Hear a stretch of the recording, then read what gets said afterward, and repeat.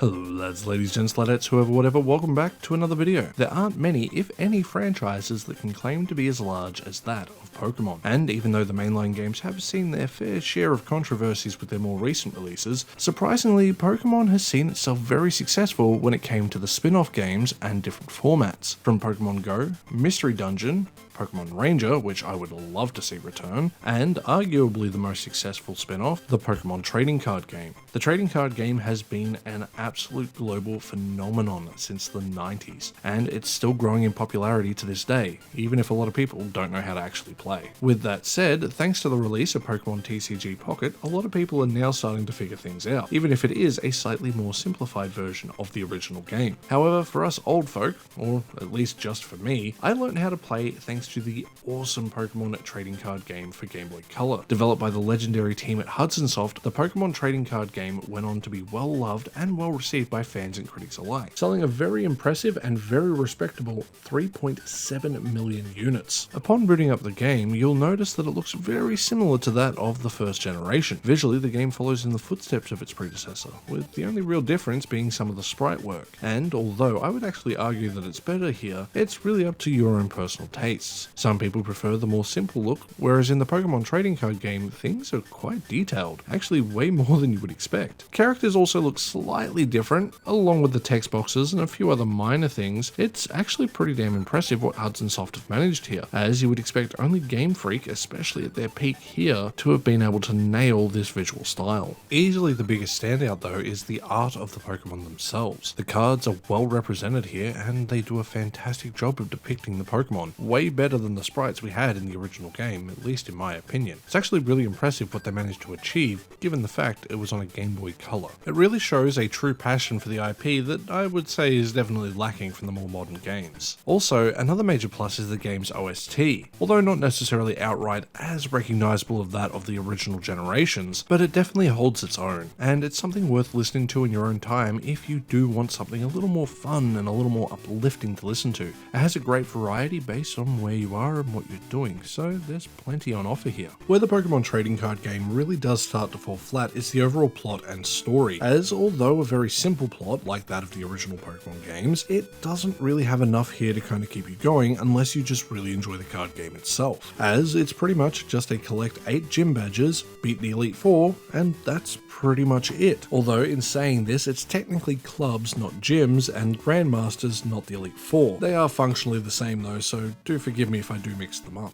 Like the other Pokemon games, we also have a rival, but he's pretty boring here as he doesn't really antagonize you in any way. He sort of shows up from time to time, you duel him, and that's about it. He reflects the story pretty well because there's just no real drive from this character or from the story to make you want to go to the next duel. It's the gameplay that really carries, and although I don't mind that, I would have liked a little bit more of an open world card-based RPG. Instead, we have an overworld that we traverse just on a map. And although it's a functional system, I don't hate it, it does leave me wanting more. And I understand it is a limitation of the medium. The game has over 200 cards, all with incredible artwork, while allowing for you to have multiple decks. There's only so much space that can fit on a Game Boy Color cartridge, making me hope that at some point down the line we get an actual RPG that is based around the card game. However, it's not to say that the card game itself is going to lead to a flawless experience, and even though it's a great representation, it does have one major issue that is present in every card game ever, and that's a reliance on luck. Because even if you build a near perfect deck, you still have a chance of losing just because you didn't draw what you need. You could play perfectly and just not have what you needed at the time, so you just lose. This does go both ways, so it's not the worst, and thankfully there's also no real punishment to losing. And if you do lose, you also have a pretty damn decent deck building system here in place for you to be able to come back and hopefully win the next time, allowing you to change your strategy at pretty much any point. You will learn pretty quickly that you don't want to have a million different types of Pokemon, but you also don't want to only have one, as obviously this will have a clear-cut counter. You also want to make sure that you have enough card draw, so that way if you don't have what you need, you have a chance to get what you need, because again, it's going to come down to luck whether you get what you need or not. It does lead to you basically trying every fight twice if you do lose initially, making the game's runtime drag a little bit, and even though it's only 11 hours in length, I think it would have benefited from being a little bit more streamlined. I have no issue with a game being 10 hours, 4 hours, or 400 100 hours. But I do have a problem when it feels like I'm wasting my time a little bit just because it comes down to some RNG. It makes the trading card game feel more like something you would chip away at, basically being perfect for car rides, which is what you would pretty much expect of a Game Boy Color game. It's not something you would marathon necessarily, and even though you can definitely do that, it feels like the sort of game where you might play 1 or 2 battles, rebuild a deck, or change a couple things here and there, and then maybe come back to it tomorrow. Where this game could divide people is its UI, and it's not so much when you're trying to fight itself, but when you're trying to see what's on your bench. We have menus within menus within menus. It's not the worst system, but it definitely could have been a lot more streamlined. I think having the ability to just see our bench outright would have made life way easier instead of having to navigate multiple menus just to check what energy each Pokemon might need. Given the fact this was the first real attempt to translate the card game into a video game format, it's understandable as to why it is the way it is. It just bogs down the pacing of a lot of battles if you don't remember what's in your deck specifically, or if you've forgotten what you played on turn 1. With that said, once you've played enough of the game and you've built your own decks, you'll probably have a pretty decent knowledge base of what you need. I've leveled a few complaints up to this point, but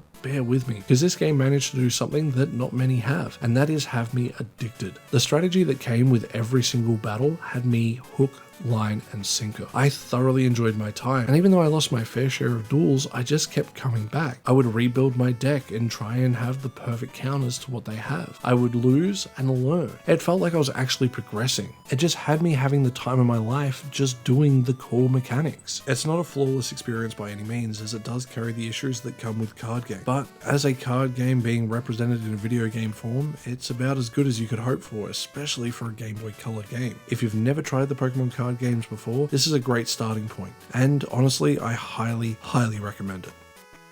So with that, lads, ladies, gents, ladetts, whoever, whatever, it brings us to the end of another video. I hope you enjoyed this look back at the Pokemon trading card game for Game Boy Color. What's your favourite Pokemon card from when you were a kid, or even now as an adult? My personal favourite is the Dark Charmeleon card, because I remember getting it in a pack of cheese when they ran a promotion, so there's that. The more you know. If you enjoyed the video, please consider hitting that like button. If you want to go that extra step, you can hit the subscribe button. And if you want to go that extra mile, you can support the channel on either Ko-fi, Patreon, or YouTube memberships, like these lovely people here. And with that said, I will see you guys in the next one. Stay safe out there. Bye.